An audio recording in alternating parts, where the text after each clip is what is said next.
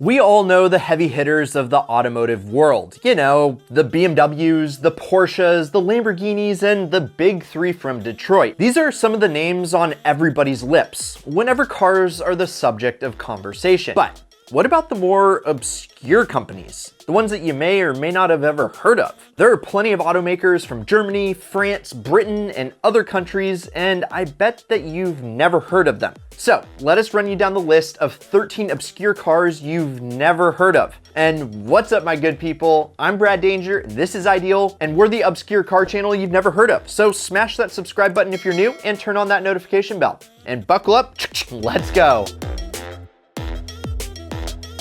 Mazda is a name that we all know well enough. They've been around for a long time and have plenty of cars, which has cemented their name in automotive history. You got the RX-7 with that rotary, or the MX-5, and even the humble Mazda 3 are all car culture icons. But what about the Mazda that wasn't even sold as a Mazda? Well, the AZ1 was built by Suzuki and sold under the Mazda sub-brand AUTOZAM. No, wait, that's a whip. AUTOZAM! Anyway, and the platform is 100% rear wheel, mid-engine joy. Even though it predates the supercars that it mimics most, the McLaren F1, the Lamborghini Diablo, and the Ferrari Testarossa, the AZ1 is a mishmash of all of them, minus a few hundred horses under the hood. But who even cares about that? Because did we mention that it also has gullwing doors? Yeah, well, it has gullwing doors. And we know that you have your wallets out already. Shut up and take my money. So we'll get to that price because they typically hover around 26,000 bucks, which isn't bad for a mini supercar, but we don't think that you'll be taking any kids out on any camping trips with it though. And next up is a car that sounds more like mouthwash than a supercar. It's called the Lister Storm. And Lister sounds like the name of a guy that you knew in high school. Not like a cool kid, but the one that spent a lot of time on the wrong end of the jock's attention. Yeah, Lister. Lister up. I mean, listen up, because this Lister isn't fighting its way through its 9th swirly today. It's rocking a 7-liter Jaguar V12 and some serious power. The Storm premiered in 1993 to celebrate the company's history in motorsports, and because the company probably felt there weren't enough V12s in the world, which we tend to agree with, they shoehorned one in. This badass racer also won the FIA championship in 2000.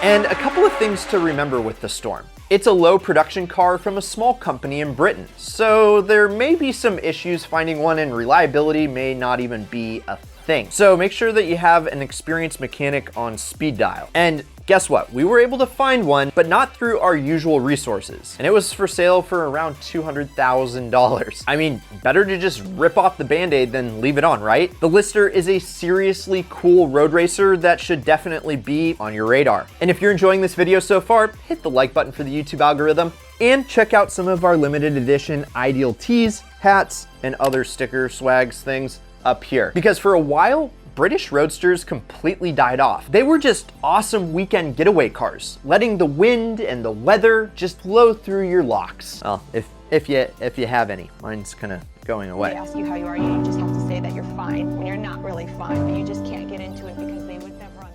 But anyway, with a small rear-wheel drive package for maximum fun. Unfortunately, they were almost completely unreliable and demanded constant attention. So they went the way of the Dodo, and that's where the Germans come in. Now, the WIESMANN MF5 is the British roadster done the German way, and we'd be lying if we said that it didn't work. It's a small, 2-seater, rear-wheel drive convertible that lets enthusiasts soak in the classic British experience in a reliable German package. And quick side note, you can still see the Germans adding the reliability to cars like one of my favorites, the Lamborghini Huracan, which has German guts but then Italian skin. Kind of the best of both worlds, like this WIESMANN. And other models in the WIESMANN lineup normally came with BMW sourced straight 6s, but the MF5 came with something a little bit different. A bonkers V10. You can't say that about your grandpa's Aston Healey now, can ya? Yeah, I didn't think so. And you probably also can't say that your grandpa's car will cost you around 200,000 bucks. Don't you just love rare foreign cars? Yeah, us too. So next up isn't some rare super sports car that we've been completely banned from having. It's a weird coupe SUV off-roader thing from the 90s that we just loved to bits. We're talking about the incredibly unique ISUZU VEHICROSS. I mean, just look at the VEHICROSS. It's just the complete opposite of the droves of vanilla crossovers that we see today. And at the time of its conception and production, most other car manufacturers were looking back to design their cars. Not behind their back, but literally like back in time. Because we got things like the PT Cruiser and the Ford Thunderbird, which looked a lot like their past, just kind of uglier. And at the exact same time, we got the VEHICROSS, and it looked to the future with its design. And this little ISUZU had some serious off-roading presence, and it can take your kids to the grocery store in style. And unlike some of the other cars in this list, we can actually find a few for sale in the US. And thanks to its odd place in the market and its kind of lack of attention, most will probably run you anywhere between 10 and 15,000 bucks. And if you want to be weird in the wild, then the VEHICROSS is the car for you. Or is it an SUV or a truck? The world may never know. But what we do know is that pretty much anybody that's an enthusiast knows what a McLaren F1 is. And if you don't, well, it's the world record holding, gold-plated, gullwing having supercar from the 90s. But did you know that Toyota had their own version of the F1? And its name was SERA with an E. And you couldn't find SERA on a dating app because this was before dating apps were even like a thing. And this fact is about to blow your mind because did you know that the design of the SERA's gullwing doors actually inspired Gore and Murray to put the gullwing doors on the F1? Yeah, that's right. The supercar king of the 90s took inspiration from a 4-cylinder Toyota. And the SERA is so unconventional, it almost hurts. It's a hatchback that was sold from 1995 in Japan to compete with the many other small sports cars in the market. And there were only 16,000 units sold, so they can be pretty rare. But thanks to the 25-year rule, they can be imported into the States. And because the SERA strikes with that weird gray area between not being too well known, but also being fairly rare,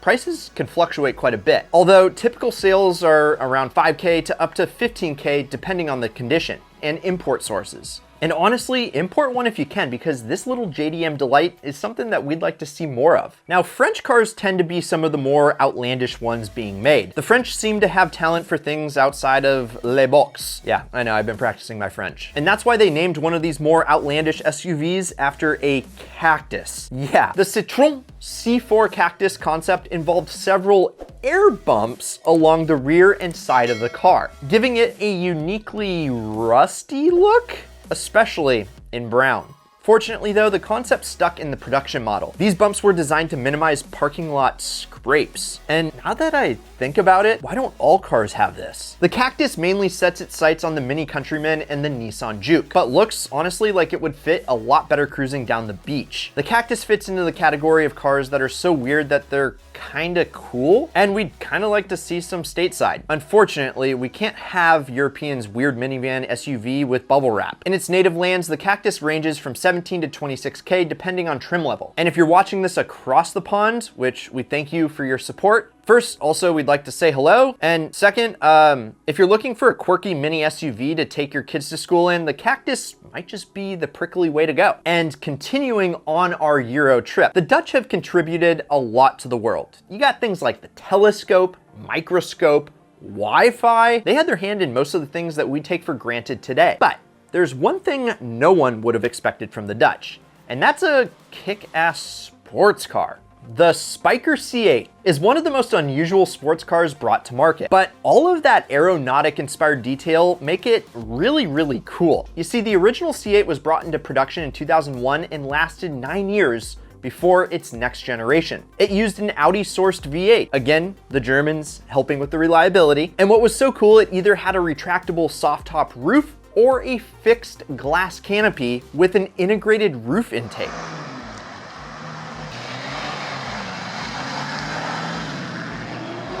So this was like before the 600 LT. And if you open the door, the interior is heavily inspired by SPYKER's history in airplanes, with the controls, dashboard, and steering wheel all taking cues from early airplane design. The gearbox even includes fully exposed components for just added coolness. And you probably already are thinking this, but yes, it is one of the most pricey cars on this list. It's up there with the Lister we mentioned earlier. It is well worth the cost in our eyes. And nothing screams cool like a car that's built like a plane. But back to the land of red, white, and blue. The Ford F550 is a monster of a truck, and usually you see it for commercial applications, and there's very little chance that you'd actually see one on the road for someone's daily. So if you want something with this kind of size and intimidation factor, there's really only a few options out there. That is, unless you're willing to contact KARLMANN and are willing to have an F550 chassis completely ripped apart. That's the king for you. A 100% badass conversion of an already imposing truck. Here's some of the specs. You get a 6.8 liter V10 dragging around 4,500 pounds and a top speed of 87 miles per hour. Now, we know that those numbers don't really impress you, but we don't care, and you shouldn't either, because you'll be riding in the back watching TV via satellite or just playing PlayStation. And we're not joking when we say this is a rolling mansion movie theater. The King also boasts the highest price tag of any truck available. You're gonna need a cool 2.2 million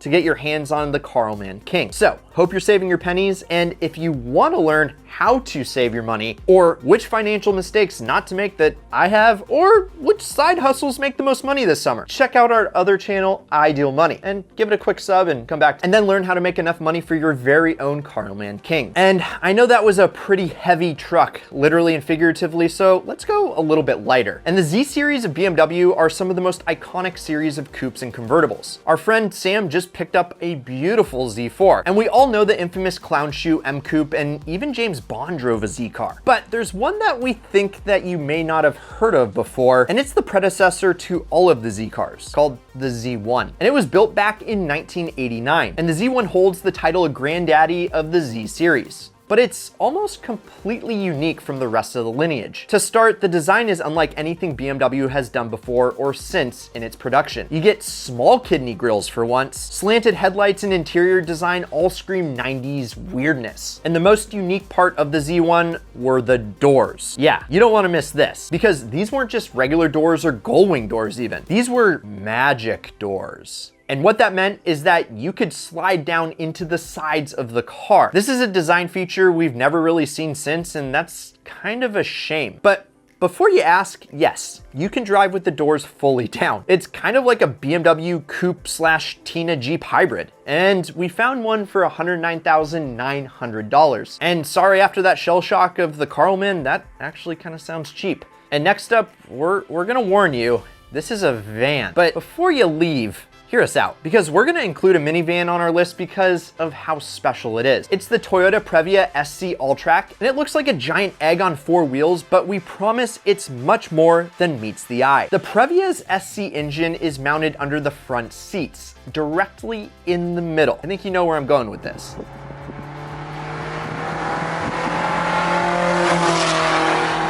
It's freaking supercharged. Yeah, boy. Yeah. It does only have 161 horsepower, but who cares? It's a supercharged van. And power goes to all wheels and can be sent through a manual transmission. Let's run through the list of mid-engine, supercharged, all-wheel drive, and manual transmission vans. Well, this is the only one, and it sounds like a complete package to me. Plus, you get all of that in a minivan package. It's practical and a blast to drive. Just good luck finding one on the market. These things are in very high demand. And speaking of impractical vehicles, the Hummer is an icon of car culture. It's big and brash, not thanks to its military origin, but there was one massive SUV that predated the ultimate road legal military car, and oddly enough, it's from our good friends over at Lamborghini. The LM002 is a massive truck that completely fits Lambo's reputation for outlandish vehicles. While the LM002 started out as a rear-engined model using a American-made V8, the final production vehicle had a front-mounted V12 from the Countach. Much better.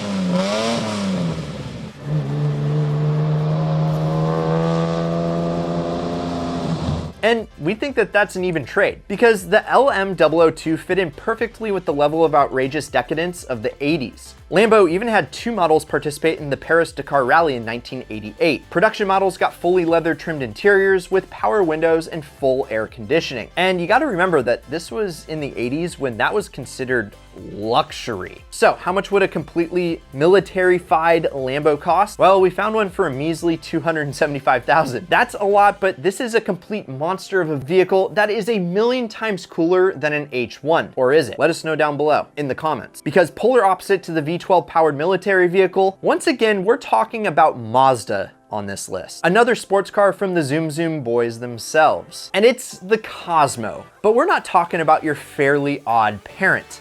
This is one of the first rotary sports cars to ever exist, and it set the stage for Mazda's obsession and success with the little Wankel unit. The Cosmo is a rare little sports car, but the search will be worth it. The little rotary engine loves to rev, and the one in the Cosmo makes 110 horsepower at 7,100 RPM. Now, the Cosmo was the main flagship for Mazda back in the 60s. Much like the Toyota 2000 GT, which is one of the most beautiful vehicles ever made, the Cosmo just kind of showed the world what Mazda was capable of. So hop in the driver's seat of one and you know you're driving a significant part of automotive history. And we hope that takes some sting away from the price, because most examples will run you around 150,000 bucks. Yes, the little Mazda doesn't have a lot to offer, but they only made 343 of the first series. Still, if you buy one, you get to say Wankel a lot. And let's round this list off with something a little bit more domestic. And this car was made by the Vector Aeromotive Corporation. And no, it isn't a plain car hybrid, though you may want a runway to really bring this thing out, because the W8 is 100% built for speed. Thanks to Vector's experience in aerodynamics and aero technology, the Vector was built from the ground up with complex materials, and it has a twin turbocharged V8 to launch it into the stratosphere. There were even 5,000 aircraft specification rivets used in the car's construction, and when it was brought into production, the W8 claimed to be able to hit 242 miles per hour. Holy crap, which is exactly what it did at the Bonneville Salt Flats. And that's with a higher downforce rear wing and a less powerful version of the W8's production engine. And because this car is from the 90s, there's early digital dashes for you to enjoy. So rad. And all this can be had for only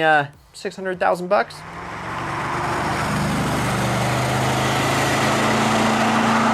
No one said it was gonna be cheap. So out of our list of obscure cars you've never heard of, what did you think of our list? Were there any cars that we missed that we should have included? Let us know down in the comments. And out of the ones that we did cover, which one would you like to see in your ideal garage? Again, let us know down below. And if you're new here, I'm Brad Danger. Please subscribe and turn on that notification bell. And as always, keep living the ideal lifestyle.